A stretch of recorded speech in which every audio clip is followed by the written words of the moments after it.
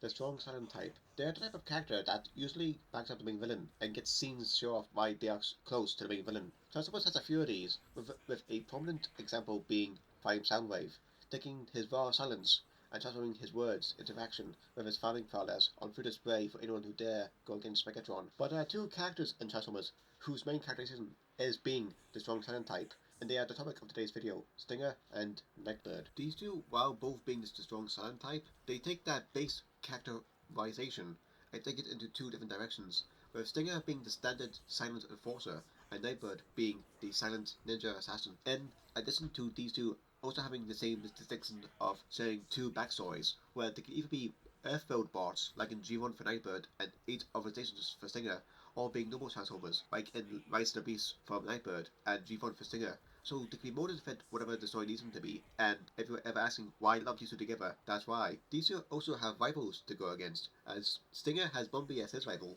as Stinger is meant to be a new and improved Bumblebee, at least going by his Earth-built backstory, and Nightbird has RC as her rival. Though granted, this is less to do with story reasons and more due to the fact that Nightbird is commonly the Decepticon recolor V2 for RC, but granted, I can still see this working, as both Nightbird and Aussie are known for being agile fighters. So with the setup out of the way, let's go over a few suggestions I have on how these two can be used in the storylines. First off, let's start off with the normal Transformer origin. With Stinger, I can see him having two potential origins. One being based off his cut concept from the G1 movie, as he was meant to be a Scorpion mini cassette for Blaster to use, but obviously he never made it past the concept stage. So for this potential origin, I could see him patrolling the vents of Cybertron to repair any damaged wiring and show off any robo rodents that will try to damage said wiring. But he constantly gets written up by the Autobots for doing more than just showing off said rodents, and Stinger questions why the Autobots would care for such lower life forms, which leads him down to meeting the Decepticons and becoming their spy, using his job in the vents to listen in on Autobot conversations and reporting back anything useful to the Decepticons. And how might he get his full Decepticon body, you may ask? I think that they could modify Ratbat's origin by using his original IDW origin, where he was a senator before the war, playing up both sides, but gets found out, and these Decepticons turn him into his G1 self as a servant for Soundwave.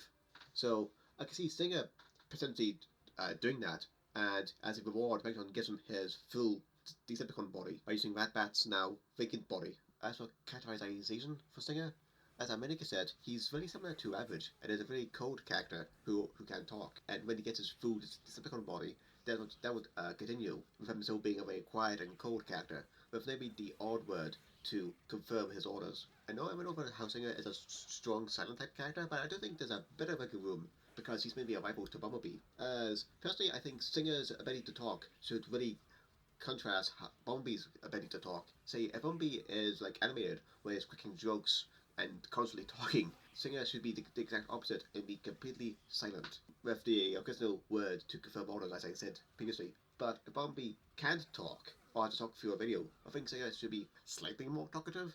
Like, not to like say animated Bumblebee extent, more like say a full sentence that is really efficient and straight to the point. With Nightbird, her ninja aesthetic can still work even on Cybertron, as it does have ninja clans, thanks to Sexshot and Animated introducing them into Transformers. So maybe even Nightbird's mute characterization could even be a part of that clan's training of being very efficient ninjas and assassins. With maybe Nightbird even finds the Decepticons by her clan only trying to get info about this upcoming faction led by Megatron, and Nightbird gets swayed by Megatron to join his side and not her clans, or maybe even the clan is Decepticon adjacent and teams up, but Decepticons being Decepticons trying to one up each other. But Megatron shows why he is a leader by outthinking or just knowing that the clan is going to do that, and his leadership is what sways Nightbird to betray her clan's treacherous intent.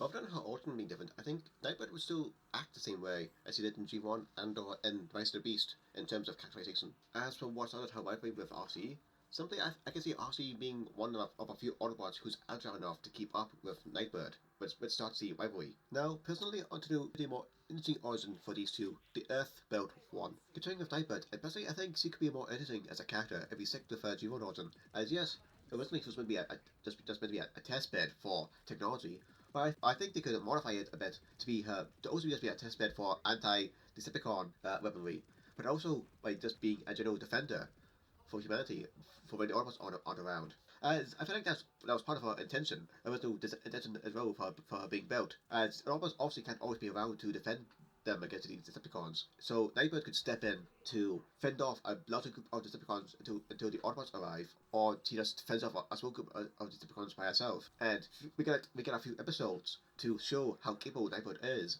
just being built by humans, and that's how Megatron gets the idea to steal her in the first place, and she gets reprogrammed and upgraded by the Decepticons. And basically, this is where Nightbird's character arc probably happens, as they could go in two divergent paths with Nightbird, as I think they could like have Nightbird, even though was reprogrammed by these Decepticons, in her core, there's still that bit of defending humanity programming in her, and that fight against her Decepticon programming. And this is where they could take her down two paths, where she completely rejects humanity and becomes a full-on Decepticon, and more or less just can it just be like how she is and Rise of the Beasts, or she can fight against that Decepticon programming in the end, freeing herself of it and becoming an Autobot ally again, whilst keeping her upgrades. So, and I think she's like the one of a few characters that can have that kind of fighting against themselves. The only character I could think of with a similar potential being Punch Counterpunch, as it never really fully explore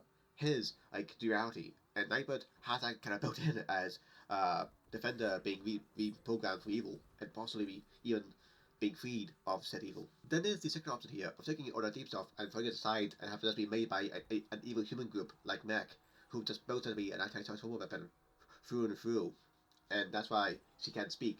And it's because she was made for that. She was made to fight, and the reason why she is a fembot in the first place is because, like Stinger, she was made to be the specific counterpoint to a female Autobot, all just built to have that feminine frame, to be more agile. Then of course we have that divergent path again, where she could either just stay with Mech and that's it, or she goes against Mech and becomes a full-on Decepticon. Wrap up this video now with Stinger. And yeah, he's just going to be his age of himself, given this origin, being a third-party threat to both Autobots and Decepticons. And this is where I think he would shine the best, personally, as, like, imagine if Mech's Nemesis Prime project continued, and he just put an AI in the next robot and mass-produce it, with Stinger being the template of all of Mech's car drones, and being the leader of them, like in the age of extinction. And if his body got damaged beyond repair, his AI could just be transferred to a different car drone. And just like Nightbird, he could either just stick with Mech, or they could do what happened with animated Soundwave, and he just becomes self-aware to the point that he rejects humanity and becomes a full-on Decepticon. Character-wise, again, Stinger would basically just be his AoE self, completely silent, and maybe later on through upgrades he gains the ability to speak. But again, as I keep saying with Stinger, mostly just to verbally confirm his orders. And with that, that's the end of this video. Now this was a better rehashing for my Nemesis Prime video, where both Stinger and Nightbird briefly appeared for Nemesis Prime's own potential Earthbound origin. But these two deserve to have their own video, as personally as I hope this video put into words how they're far better than just being background characters to someone else's origin. But in any event, thank you for watching, and what do you think? Do you agree with what I put down for Stinger and Nightbird? If not, how would you put them in a Transformer story? And in any event, thank you for watching.